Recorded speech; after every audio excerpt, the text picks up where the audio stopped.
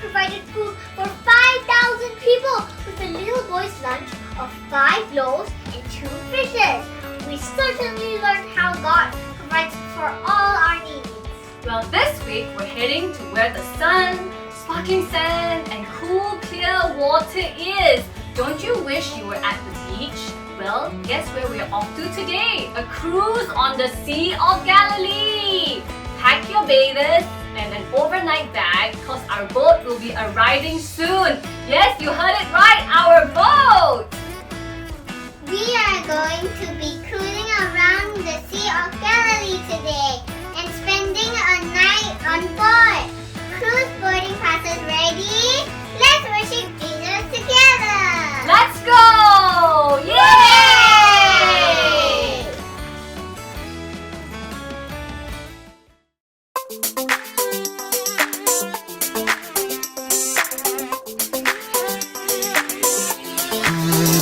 I am not afraid, I will not fear, I am not alone, my God is here.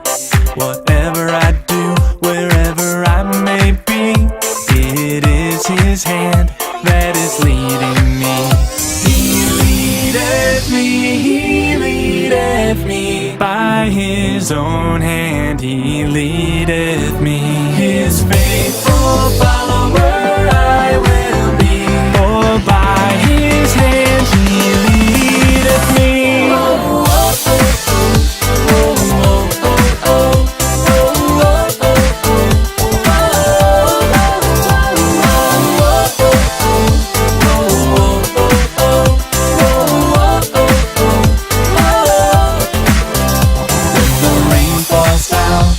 The sun won't shine, I will simply place my hand in thine, content within the stormy sea, knowing it's my God that is leading me.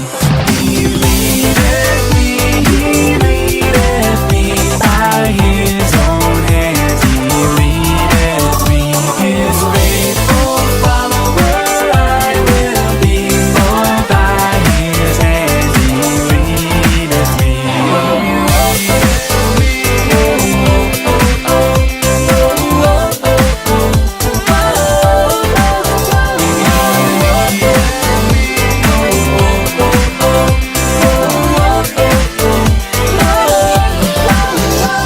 My God is my strength, my God's on His throne, my God's in control, I am never alone. With peace like a river that He gives to me, I can soar like an eagle, forgiven and free.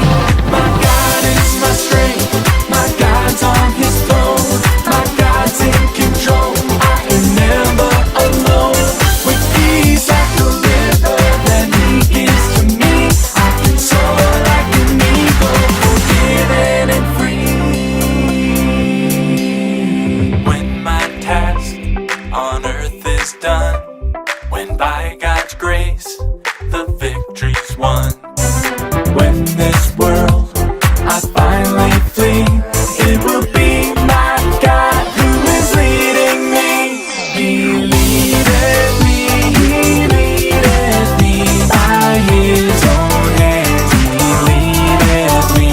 His faithful follower I will be, for by His hand He leadeth me.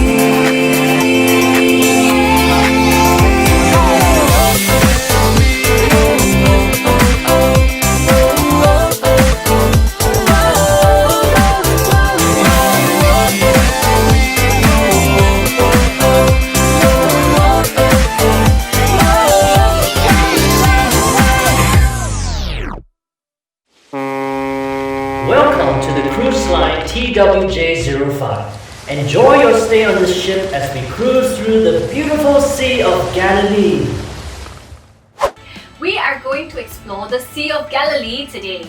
You can actually do a 57 kilometers hike around the Sea of Galilee. But today we will take a cruise instead, stopping by some of the towns along this coastline where many historic events took place. We will then float just up north of the sea. Maybe take a refreshing dip and talk about a very incredible miracle. But before that, some information about the Sea of Galilee. The Sea of Galilee is actually a lake located in the northern part of Israel, about 115 kilometers north of Jerusalem. The Bible also refers to it as the Sea of Kinnereth, Lake of Gennesaret, or Lake Tiberias. It is about 13 kilometers wide and 19 kilometers in length, probably just a little bit bigger than the half island of Penang. And it is often compared to a heart because of its shape. The Sea of Galilee is its largest freshwater lake. It has become its largest source of fresh drinking water, supplying about 1/3 of the nation's water requirement. Hey, don't lean so far down, yeah? And everyone, please make sure your life jacket is safely secured. We don't want anyone falling overboard. Have you ever wondered how it is some things that can float and while others sink? Let's find out! Did you know ships and nails can be made from the very same metal, yet one floats and the other one sinks? Have you ever taken a bath or played in a swimming pool, lake, or ocean? Maybe you've noticed that there are some things that make really good bath or pool toys, and other things, well, not so much. The term buoyancy refers to how well something floats or sinks. If something is able to float, we would say that it's buoyant. So, what makes something float or sink? Generally, we can determine if something can float by feeling its weight. Usually, if something is light, it floats or is positively buoyant. If it's heavy, then it sinks or is negatively buoyant. This is an easy enough explanation for us to accept, right? But the idea becomes shaky when we consider why something really, really heavy, like a cruise ship, is able to float. To understand this, we need to understand the concept of density. Density is the amount of stuff or mass something has inside of it, compared to its volume or size.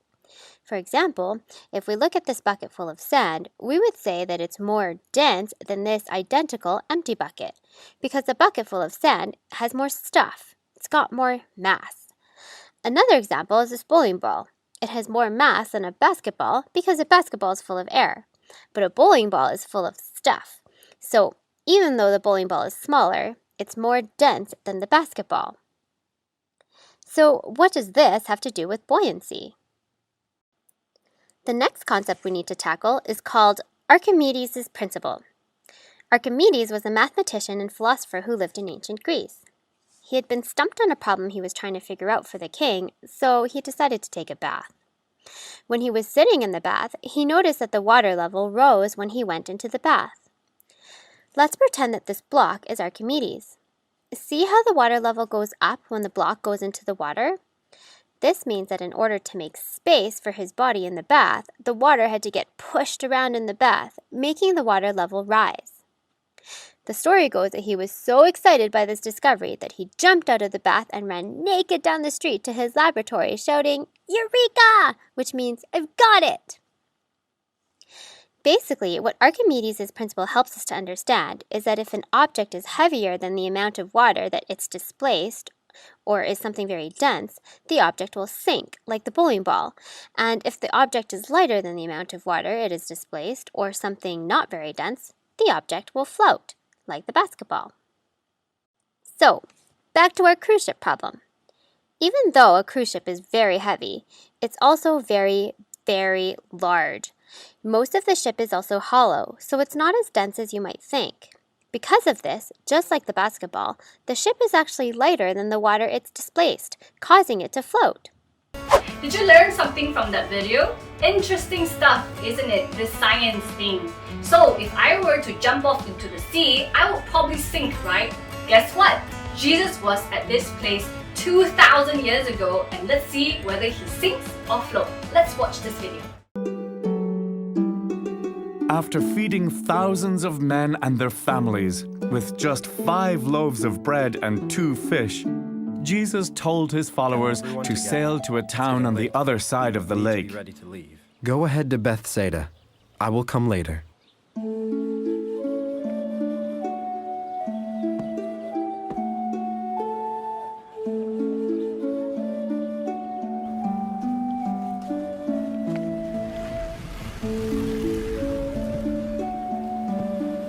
So his helpers got into a boat to cross the big lake, while Jesus went up into the hills to pray.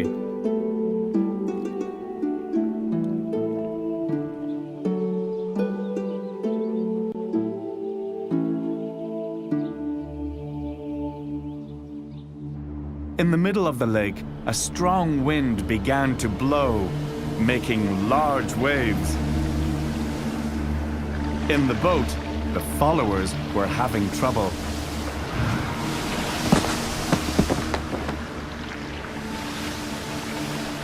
Soon they saw something that frightened them more than the storm. A man walking on the water.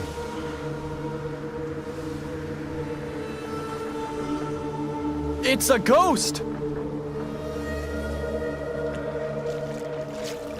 But it wasn't a ghost. It was Jesus walking on the water. Have courage. It is I. Don't be afraid.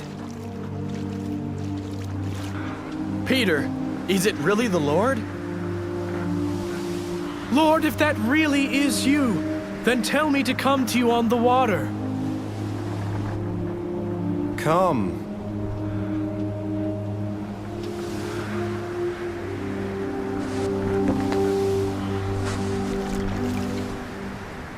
So Peter left the boat and walked on the water to Jesus. But when he saw the wind and the waves, he became afraid and began to sink. Lord, save me! Jesus reached out his hand and caught Peter. Your faith is small. Why did you doubt? After Peter and Jesus were in the boat, the wind became calm. Then those who were in the boat worshipped Jesus. Truly, you are the Son of God. Jesus walked on water. That's a miracle.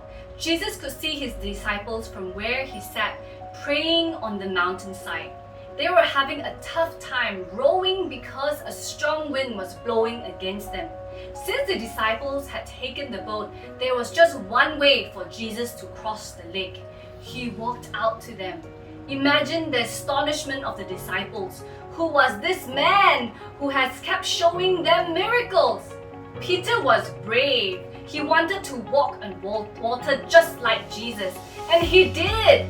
For as long as his eyes were fixed on Jesus, he walked. Once his eyes shifted from where Jesus was, he started to sink. His eyes shifted to the raging storm around him. And he was just sinking and sinking, and Jesus had to rescue him. This miraculous feat of Jesus convinced the disciples more than ever that Jesus truly is the Son of God. And Peter showed us how important it is to fix our eyes on Jesus no matter what.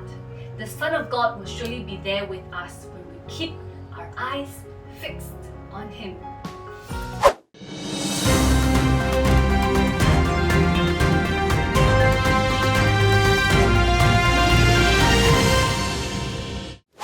Our Kidz reporter Alison today speaks to someone who learned about Fix Your Eyes on Jesus.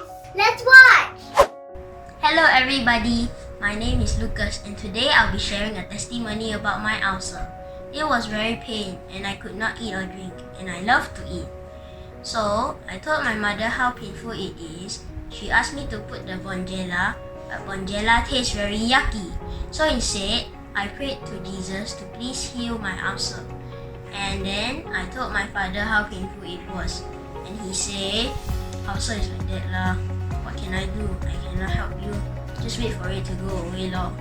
So every night, I prayed to Jesus to please take away my ulcer. And I fixed my eyes to Jesus only. And after 6 days, Jesus healed me. My ulcer was gone. And I want you all to know that when nobody can help you, there's always one person that can help you, and it is Jesus! Amazing! This is Alison Jason, reporting for Miracles Do Happen, Kidz Church Online. Have you ever felt like things around you are just not the same anymore, and you felt like sinking, or just hiding or running away because it's just too scary or it's just too much going on? Well, we want you to know that in these situations, we can turn to Jesus and He can keep us steady and help us through it. All the while when we're safe in His arms, guiding us through every step. Just like how Jesus was helping Lucas and He was there with him the whole time when Lucas fixed his eyes on Jesus. Well, we'll end today's episode with this memory verse found in Hebrews chapter 12 verse 2. Let us look only to Jesus. He's the one who began our faith, and He makes our faith perfect. Remember that you can write today's memory verse on your boarding ticket that you printed on our website. We hope that you've been enjoying your journey with us the last few weeks. Remember, when you travel with Jesus, you can expect miracles. Let's pray. Dear Lord, help us to fix your eyes on you no matter what happens. In Jesus' name, amen. Amen. The Sea of Galilee was so awesome, but that's not over yet. Next week we'll have Sea of Galilee Part 2! We can't wait to see you back here. See you next week. Bye! Chinese New Year is around the corner. We are having Zoom class special. Invite your cousin and friends. You will both receive a special gift from us. You are welcome to dress Chinese New Year themed baju to class. Special attention to parents with kids aged 2 to 5 years old. We're having a special class and it's called Gut Feeling on Nutrition. What nutrition is important for healthy growth? What foods to boost their immunity? How to tackle picky eating? Indeed, our children's physical and cognitive development hinges on eating right. Join us for this parent hangout session on what we need to know before we let go and let them eat Maggie Mee. Register on our Church Center app today. Have a great week, everyone. See you